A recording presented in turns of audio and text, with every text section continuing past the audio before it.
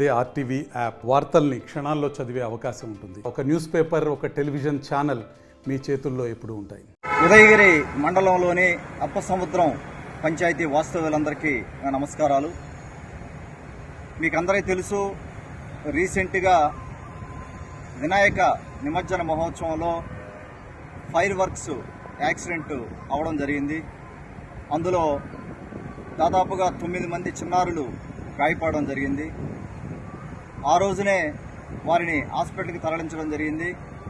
వింజమూరు హాస్పిటల్లో కానీ, ఆత్మకూరు గవర్నమెంట్ హాస్పిటల్లో కానీ నేను ఆ రోజునే పర్సనల్గా వెళ్ళి అందరినీ పరామర్శించడం జరిగింది. ఆ తర్వాత రోజు మళ్ళీ ఆత్మకూరు గవర్నమెంట్ హాస్పిటల్కి వెళ్ళి వాళ్ళకి తగిన వైద్య సదుపాయం అందుతుందా లేదా అని ఎంక్వైరీ చేసి డాక్టర్స్కి ఇన్స్ట్రక్షన్స్ ఇవ్వడం జరిగింది. అలాగే గౌరవ మంత్రివర్యులు శ్రీ ఆనం రామనారాయణ రెడ్డి గారికి కూడా ఆ రోజున చెప్పి ఒకసారి హాస్పిటల్లో కూడా ఫాలోఅప్ చేయడం జరిగింది.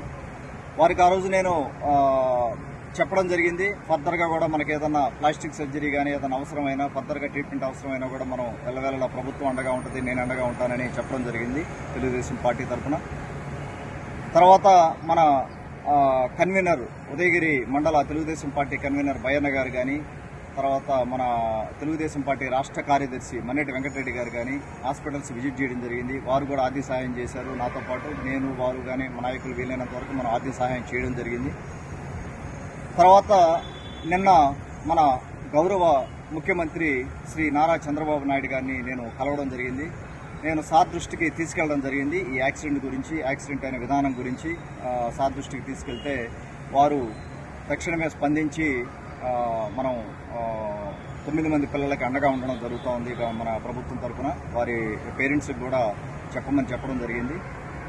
తక్షణమే ఆయన దాదాపుగా ఒక్కొక్క అబ్బాయికి ఒక కిడ్కి 2 లక్షల వంతున సహాయం చేయమని చెప్పి క్లియర్ ఇన్స్ట్రక్షన్స్ ఇవ్వడం జరిగింది. వారికి త్వరలోనే మనం ఆర్థిక సహాయం అందజేయడం జరుగుతూ ఉంది.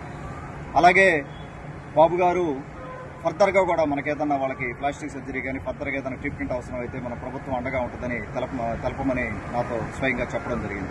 వారికి ఉదయగిరి నియోజకవర్గ ప్రజల తరఫున, పిల్లల తల్లిదండ్రుల తరఫున నేను ధన్యవాదాలు తెలుపుకుంటా ఉన్నాను. అలాగే నాకు తెలిసిన డాక్టర్స్, ఇక్కడ ఒక డాక్టర్ కూడా ముందుకు రావడం జరిగింది. మన రవి హాస్పిటల్స్ అని వాళ్ళ మిత్రులు వాళ్ళు కూడా ముందుకు రావడం జరిగింది. మనకు తెలిసిన హాస్పిటల్ ఇది. వారు కూడా ఫ్యూచర్లో ఏదన్నా ప్లాస్టిక్ సర్జరీ కానీ పిల్లలకి ఏదైనా అవసరమైనా ఫర్దర్గా కూడా మనం ట్రీట్మెంట్ ఇప్పించి వాళ్ళని ఆదుకోవడం జరుగుతూ ఉంది. ఒకసారి మనం ఈ ఇన్సిడెంట్ గురించి చూస్తే, అది ఎలా జరిగినా కూడా, యాక్సిడెంట్ అయినా కూడా దానికి ఎవరిదైనా నిర్లక్ష్యం ఉందా, లేకపోతే ఫర్దర్గా ఎంక్వైరీ చేసి అసలు ఫైర్ వర్క్స్ క్యారీ చేసే విధానంలో కానీ, లేకపోతే డిస్టెన్స్ మెయింటైన్ చేసే విధానంలో కానీ కొన్ని గైడ్లైన్స్ మనం ఫాలో అవ్వాల్సిన అవసరం ఉంది. ఈ ఇన్సిడెంట్ నుంచి మనం నేర్చుకోవాల్సింది చాలా ఉంది.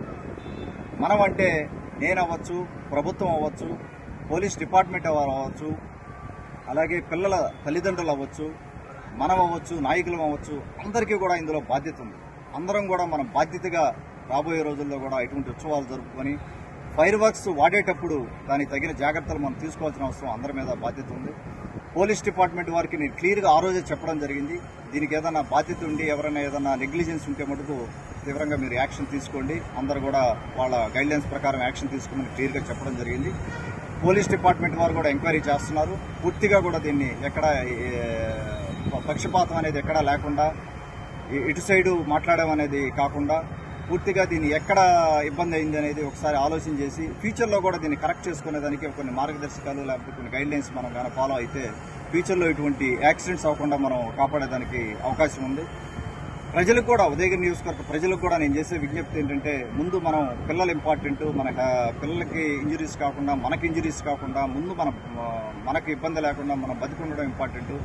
అలాగే మీరు చూస్తే ఈ నేషనల్ హైవేలో కూడా నేను ఇంకొకసారి అది కూడా చెప్పదలుచుకున్నా, నేషనల్ హైవేలో కూడా ఎక్కువ స్పీడ్ వెళ్ళడం వల్ల, లేకపోతే డ్రింక్ చేసి డ్రైవ్ చేసిన దానివల్ల, లైసెన్సులు లేకుండా వెహికల్స్ నడిపిన దానివల్ల చాలా యాక్సిడెంట్స్ అవుతూ ఉన్నాయి. రీసెంట్గా కూడా కొన్ని యాక్సిడెంట్స్ అయ్యాయి.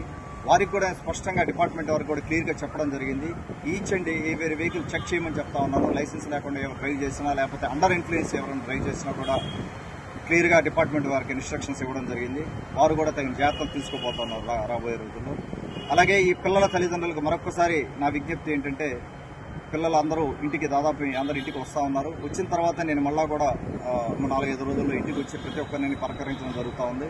ప్రతి ఒక్క పిల్లల బాధ్యత వాళ్ళకి పూర్తిగా వాళ్ళకి నయమయ్యేంత వరకు ఆ బాధ్యత నేను తీసుకుంటానని స్వయంగా మీకు విన్నవించుకుంటా ఉన్నాను. వాళ్ళందరికీ కూడా త్వరగా పిల్లలు కోలుకోవాలని, ధైర్యంగా ఉండాలని కోరుకుంటూ సెలవు తీసుకుంటాను. అందరికీ ధన్యవాదాలు. తెలుగులో ఫాస్టెస్ట్ న్యూస్ యాప్ ఇప్పుడు కొత్త అవతారంలో 5 సెకండ్లోనే పూర్తి వార్తా సమాచారం మీ చేతిలో. సోషల్ మీడియా ట్రెండ్స్ మీ కళ్ళ ముందుకే live TV and voice search ఆప్షన్స్తో ఇప్పుడే డౌన్లోడ్ చేయండి. యాప్ లింక్ డిస్క్రిప్షన్లో ఉంది.